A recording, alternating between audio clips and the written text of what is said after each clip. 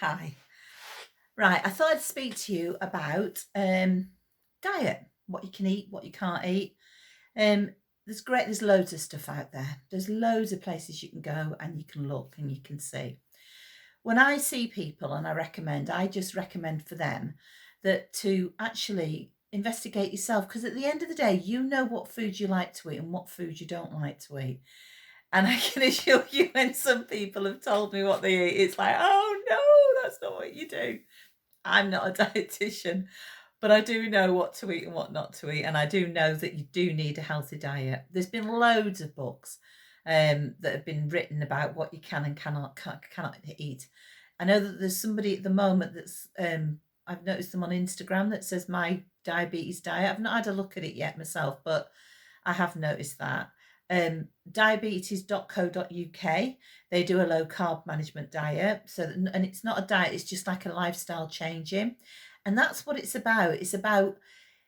all about, and this sounds a bit twee, but it's about being mindful of what you're putting in your mouth, in your mouth, really.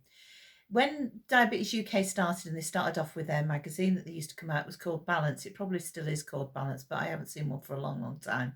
And it was about a balancing of the scales, because diabetes is about what goes in your mouth and what exercise you do to balance it, to make sure that your blood sugars remain within normal control.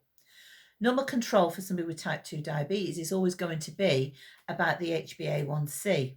This is the long-term blood sugar that you have tested once every 3 months, 6 months, or even a year. And as a health professional, we can look at that figure, and you would get to know that as you went on, because especially if you've been on education courses, people will have explained that to you. But the HbA1c does is it gives us an idea of what your blood sugar control has been like retrospectively. So it's looking at the blood sugar control of the last 3 to 4 months.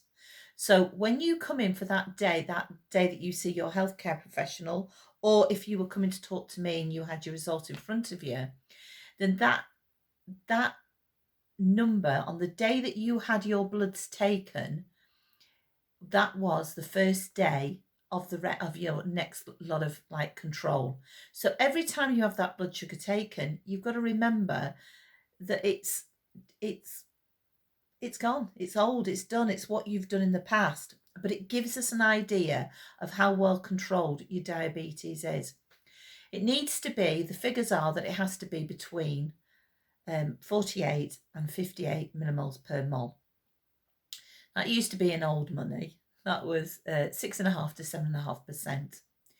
If you're over a certain age and you're a bit more mature, like a good wine or good cheese, if you're in that bracket, then there are allowances, because the way that the HbA1c works and the way that we metabolize our sugar is different. So the HbA1c can be a little bit higher than that. So it can go up as far as 64. But you need to talk to your healthcare professional about that to understand whether or not you come in within that bracket. You need to be aware of if you've got any other comorbidities. So say if you've got asthma, COPD, if you've got cardiovascular problems such as you've had a stroke or a heart attack in the past, that will have a major effect. And if you have had these in the past, we need to make sure that we keep your blood sugar as near normal as possible, which is the 48 to 58. Because if you can imagine that blood sugar, if it's higher, it's going to be like, the way that I like to describe it to people, I need to set this up as a visual, because that's how I am with diabetes. Everything in my head is pictures. So if we've got a jar of runny honey and you've got a normal blood sugar, I like to think that the blood is like runny honey. If it's a little bit on the high side, then what it might be like treacle or golden syrup. So if you think of golden syrup, a little bit thicker than honey. And then after that, it would be treacle. And then if it was really out of control, it'd be like molasses. So if you think your heart is filling up with blood and it's pumping that blood round, if it's going round and it's normal, it's going to be a really beautiful heart. It's going to just be magic. But if it's thicker, if the blood's thicker, it takes longer and it's harder for it to work. So you've got a muscle going there, and you're pushing it. You're actually pushing it to its limit, and that's when things happen, and that's when things go wrong. So you need to keep your blood sugar as near normal as possible. So that would be first bit of advice. I was going to talk about what eating. So when it comes to eating, you need to ensure that you don't fill your face with stuff that's high in sugar. So you'll hear about it, low carb diet, etc. There is some amazing stuff out there. There is no reason why anybody shouldn't know what they can and cannot eat. It is best. I'm not going to say you have to do it, although you know that common sense tells you, but you need to eat 3 meals a day. You need to have your breakfast, you need to have your lunch, and you need to have an evening meal. It is best to always have 4 to 5 hours between each meal, because by doing that, you've got your insulin that you're producing, which is like a natural, like all of us, that lies low. You've then got your peak of when you have extra sugar and the peak coming down again. But you want it to come like a nice humped, 3-humped camel. You don't want it to be all spiky. If it's all spiky, that's then when your HbA1c is high and it all gets out of control. And then you get the wagging of fingers from some folk. I'm not a wagging finger. I like to look and see why. And as I said before in my previous video, it's not an easy thing to do. So I hope that helps.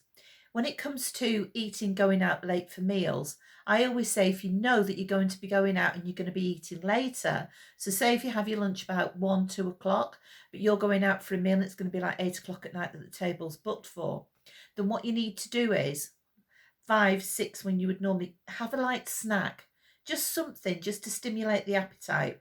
You don't have to overfill yourself. You just need to have something inside of you, because then what will happen is the blood sugar's got something to work on. It's not going to go spiky. It's going to go like that. And then when you then have your next meal, which would be your meal out, it then has a nice hump. Okay, so I hope that helps. It gives you a little bit more insight. And like I say, just keep watching. And if you need to know any more, you can book with me to speak to me, and we can do face-to-face contact via the internet, of course, because at the moment we're in troubled times, let's put it that way. Okay, so I hope this helps. Take care of yourself. Bye.